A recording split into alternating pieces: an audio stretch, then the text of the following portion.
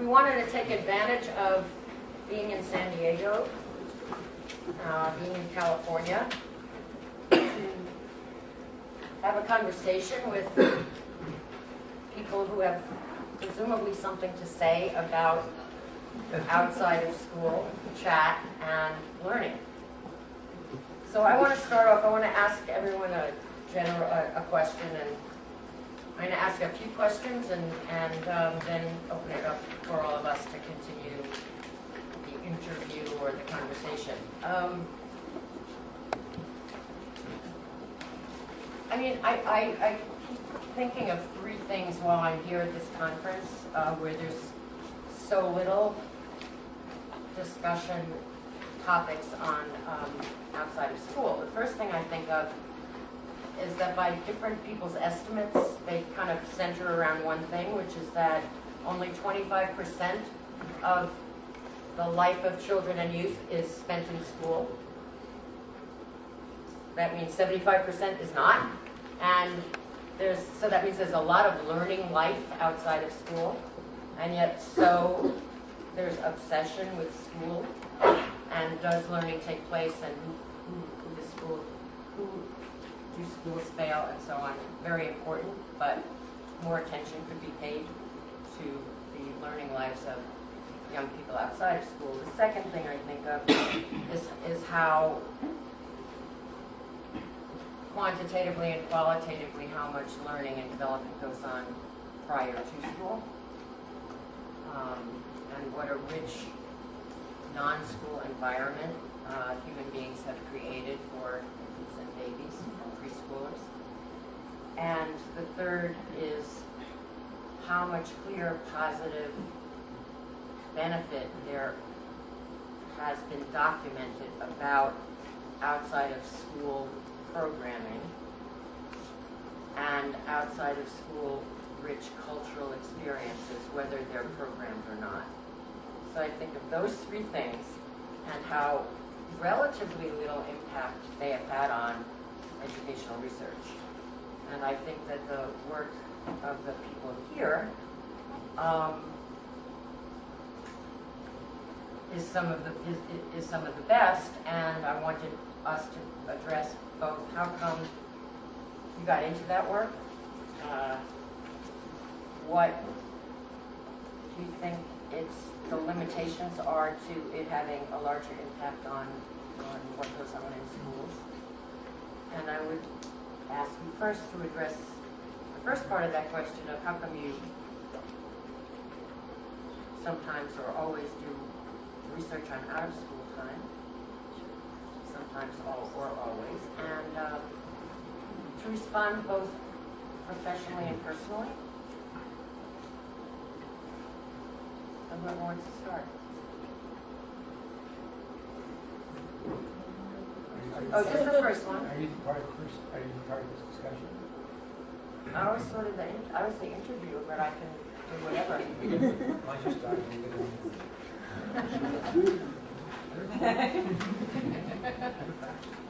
Quite a cool move, Mike.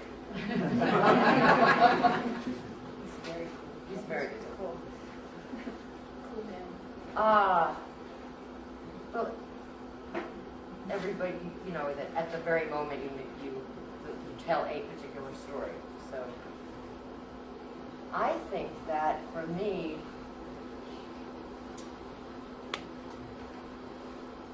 $30 years ago, or however, somewhere in the 3 decades plus, I don't know exactly what year it was, but I was working with some people who were doing political organizing in the very poorest communities of New York City, and had in fact organized a union of unemployed and welfare people. Thought that since they were impacted on by budget cuts, they should have a union just as workers should have unions. And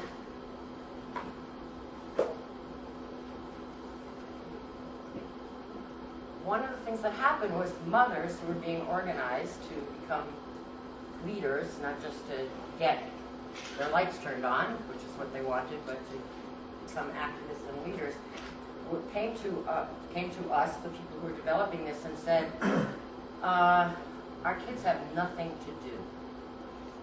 Can you create something for them to do? And I can't remember everything, but I know, having been introduced in a real meaningful, life-changing way to Pagatsky's work from Mike, and probably just realizing the value and the insight he had about play and what I have taken to call performance. We thought, well, what would they want to do? Play basketball, they could do lots of things, but where can kids be creative? One of the few places they can still be creative is on the stage. They love to be on the stage. They love the competition of the stage. So we began this program called the All-Stars Talent Show Network, which now is spread to 8 or 9 cities, and Holland, and expanded.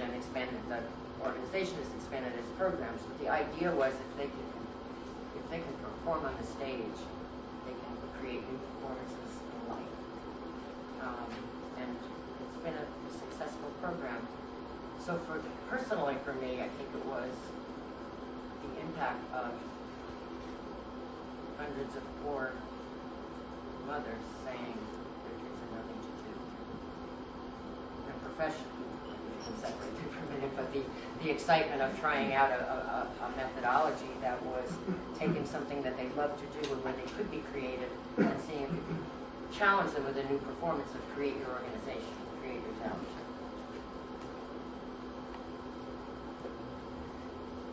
Okay, I guess that's it. Thanks.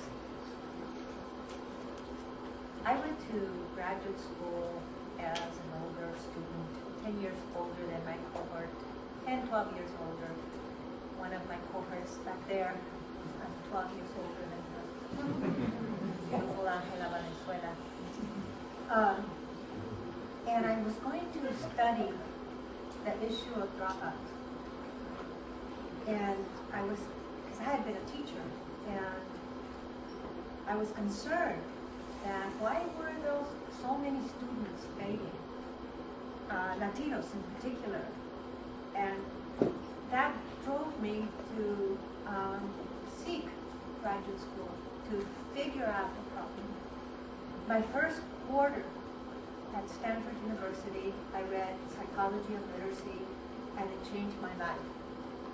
Of course, I had to have a mediator, who was Luis Moll, who put me in touch with Michael Cole, who made it possible for me to finish, when I finished, to come to San Diego and work as his, come in and work at the lab as a fellow, which many of you have done probably, and has changed your life.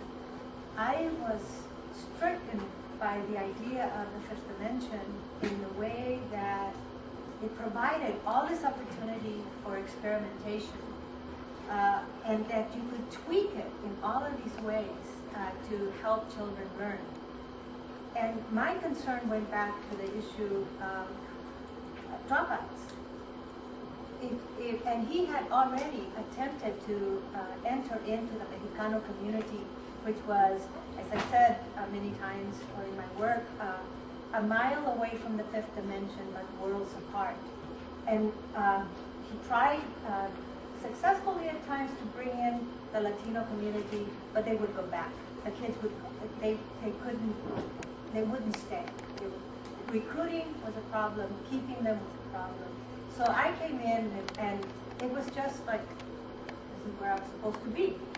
And with the ideas that, how could this project, how could this innovative learning environment be created so that these children could succeed?